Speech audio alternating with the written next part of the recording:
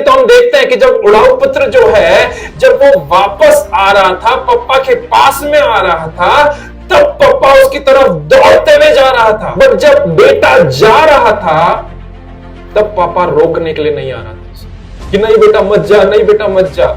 क्यों? क्योंकि वो पप्पा की इच्छा नहीं थी, उसको जाने देना पप्पा की इच्छा नहीं थी, परंतु उसको घर पे वापस आते देखना ये पप्पा की इच्छा। So that's why therefore when father saw that his son is returning way back to his home, and while he was returning unto the father was running. You know why the father was running? Because this son, this prodigal son, he was not running to the father's home, but he was returning to the father's will.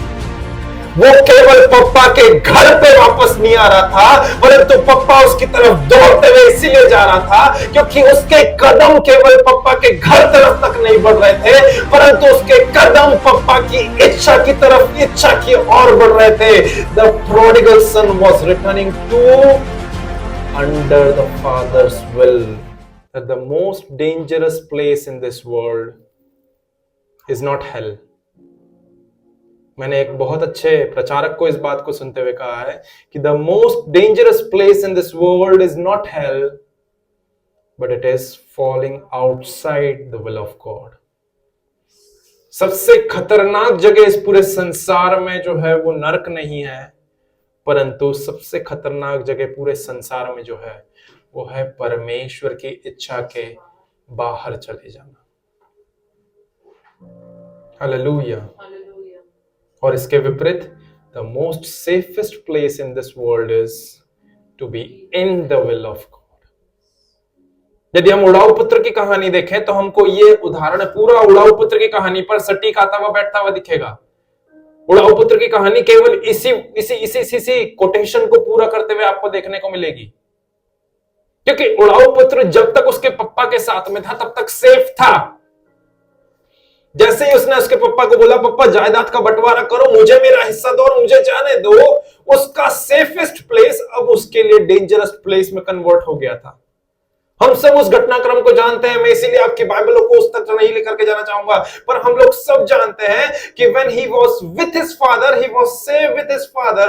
When he was away from his father, it was totally a dangerous place for him. He wasn't able to survive alone with him. वो वहां पर अकेले ज्यादा time तक survive नहीं कर पाया। But when he was near unto his father's arm, he was again at that safest place. जब वो पप्पा के गले में, पप्पा की बाहों में था, वो वापस से उस सुरक्षित स्थान में था। ध्यान दे कि वो पप्पा की इच्छा नहीं थी। It was not his father's will for his son to go away. पप्पा ने कभी भी नहीं चाहा था कि बेटा जायदाद का बंटवारा करके अपना हिस्सा लेकर के वापस चले जाए। It was not his father's will for his son to go away. But coming back or returning unto the father was the father's will. पर वापस आ जाना और वापस पप्पा के पास में आना वो पप्पा की इच्छा थी। इसीलिए तो हम देखते हैं कि जब उड़ाऊ पुत्र जो है, जब वो वापस आ रहा था, पप्पा के पास में आ रहा था, तब पप्पा उसकी तरफ दौड़ते हुए जा रहा था। बट जब बेटा जा रहा था तब पापा रोकने के लिए नहीं आ रहा था उसे, कि नहीं बेटा मत जा, नहीं बेटा मत जा। क्यों? क्योंकि वो पप्पा की इच्छा नहीं थी, उसको जाने देना पप्पा की इच्छा नहीं थी, परंतु उसको घर पे वापस आते देखना यह पप्पा की इच्छा थी।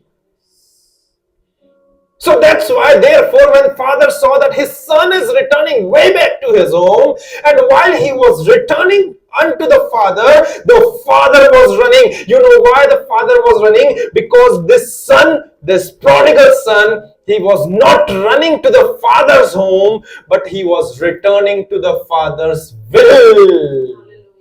वो केवल पप्पा के घर पे वापस नहीं आ रहा था, परंतु पप्पा उसकी तरफ दौड़ते हुए इसीलिए जा रहा था क्योंकि उसके कदम केवल पप्पा के घर तरफ तक नहीं बढ़ रहे थे, परंतु उसके कदम पप्पा की इच्छा की तरफ, इच्छा की ओर बढ़ रहे थे। The prodigal son was returning to under the father's will. Jesus said that I never knew you because you don't know my father's will.